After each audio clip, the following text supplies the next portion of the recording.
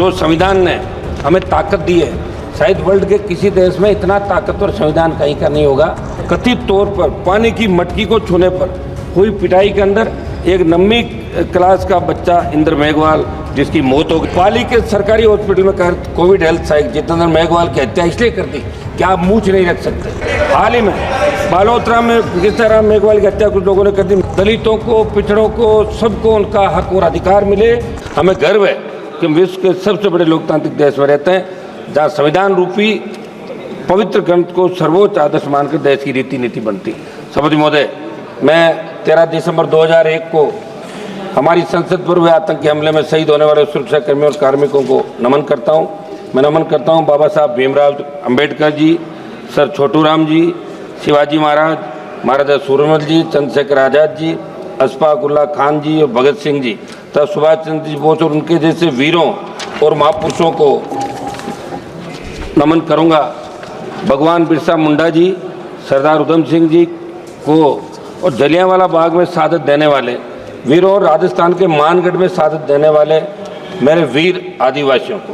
महोदय, जिनकी वजह से देश आज़ाद हुआ, जिनकी वजह से आज़ाद भारत में संविधान अंगीकृत, उनका मान सम्मान करना हमारा परम कर्तव्य है। बाबा साहब अम्बेडकर जी ने कहा था कि संविधान मात्र कानूनी दस्तावेज नहीं है, ये हमारे जीवन का सारथी है और सामयिक आवश्यकताओं के अनुरूप है। सभापति महोदय, हिंदुस्तान में प्रत्येक नागरिक को वोट का अधिकार देने की पैरवी बाबा साहब ने करी।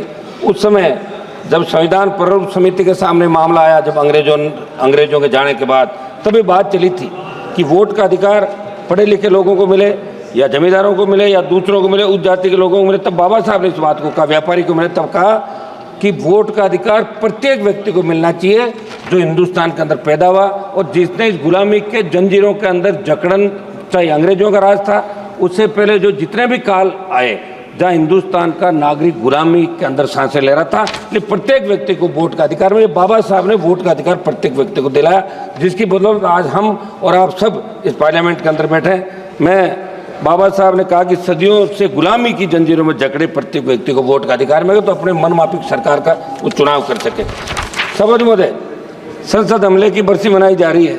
13 दिसंबर 2001 को जो संसद पे आतंकी हमला हुआ, सबसे पहली शहादत राजस्थान के बेटे जगदीश यादव, जेपी यादव ने दी। राजस्थान में सीकर से अलग होकर बने नीम का थाना के रहने वाले जेपी यादव आतंकियों से शेर की तरह लड़कर वीर गति को प्राप्त हुए। सभापति महोदय, 26 नवंबर 1949 को हम भारत के लोगों ने स्वतंत्र भारत के संविधान को अंगीकृत, अधिनियमित और आत्मसमर्पित करने का संकल्प लिया था। संविधान की इस गौरवमय यात्रा को आगे बढ़ते बढ़ते जब हम देखते हैं तो नजर आता है कि देश के किसी न किसी कोने के अंदर हमारे दलित भाई, पिछड़ा भाई, हमारा आदिवासी भाई समानता के अधिकार को हासिल करने को जूझ रहा है। राजस्थान की मैं बात करूंगा। जालौर जिले के साइला तहसील के सुराना गांव में कथित तौर पर पानी की मटकी को छूने पर हुई पिटाई के अंदर एक 9वीं क्लास का बच्चा इंद्र मेघवाल जिसकी मौत हो गई। मैं खुद मौके पर गया था। पाली के सरकारी हॉस्पिटल में कोविड हेल्थ सहायक जितेंद्र मेघवाल की हत्या इसलिए कर दी कि आप मुँह नहीं रख सकते। मुँह रखने अधिकार, एक मिनट साहब बात तो करने दे, मेरे से क्या कर रहे हैं आप? केवल इस बात के लिए कर दी क्योंकि वो मुँह रखता था। हाल ही में बालोतरा में किस्ताराम मेघवाल की हत्या कुछ लोगों ने कर दी। मेरे संसद क्षेत्र की खींवसर विधानसभा क्षेत्र के तांतवास गांव में मेघवाल समाज के परिवारों को दबंगों ने पीटा, मगर कोई कार्रवाई वहाँ की पुलिस नहीं कर रही, जहाँ राजस्थान के अंदर आपकी सरकार आती है।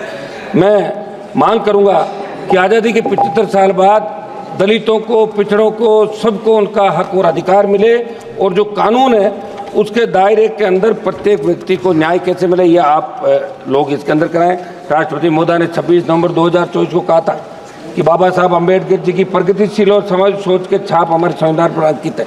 इस बात को देश की सरकार आमसद करे और सोचे कि बाबा साहब की समाज सोच के अनुसार कार्य क्यों नहीं कर रहे हैं। भाजपा के साथी सदस्यों ने देश में लगाया गया आपातकाल का जिक्र किया।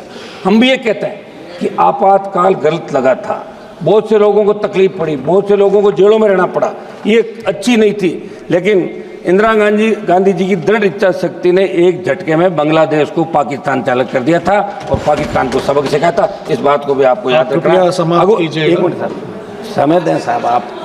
हम उस समय तो घोषित आपातकाल कर, लेकिन आज जो अघोषित आपातकाल है उसका क्या कोई भी सिस्टम के खिलाफ बोले, सीबीआई, ईडी जैसी एजेंसियां उनकी आवाज़ को दबा देती है। लोकतंत्र में सभी अधिकार समान रूप से लागू होने के बावजूद इस देश के अन्नदाताओं को एमएसपी पर कानून बनाने की मांग, काले कानून वापस लेने से अन्य मांगों के लिए लंबा आंदोलन करना पड़ा। सबसे मतलब 1-2 मिनट में मेरी बात समाप्त कर रहा हूँ। 700 से ज़्यादा किसान शहीद हुए। तमाम हालातों को देखकर लगा कि एक तरफ देश की सरकार आज़ादी के अमृत महोत्सव के बाद, दूसरी तरफ देश की चुनी हुई सरकार को किसानों माननीय श्री एक मिनट मलेश बाबू जी, एक मिनट दे साहब, 1 मिनट समय दे। लास्ट मिनट आर्थिक न्याय नहीं दे पा रही है। लास्ट मिनट सर, आर्थिक न्याय नहीं दे पा रही है। मेरी मांग है कि किसानों की कर्ज माफी, एमएसपी को कानूनी मान्यता देने के बाद आप स्वीकार करें, और जो आंदोलन अभी बॉर्डर पे चल रहा है, शंभू बॉर्डर, दूसरे बॉर्डर पे, किसानों से आप बात करें, वार्ता करें। संविधान में सहमति और असहमति दोनों को एक समान मूल्य के रूप में देखा गया, लेकिन आज क्या हालात, कोई भी सांसद, कोई नेता, कोई भी व्यक्ति सरकार के निर्णय से असहमति व्यक्त करता है तो उसे दुश्मन की नज़र से देखा जाता है। ये ठीक नहीं है। सभापति जी, मैं अंतिम कंक्लूड कर रहा हूँ। एक मिनट मेरा समय सर। मणिपुर देश का राज्य है। हमारे भाई साथियों ने मणिपुर का हालात विस्तार से बात की। पूछना चाहूँगा कि संविधान कानून होने के बावजूद मणिपुर में हालात में कब सुधार होगा?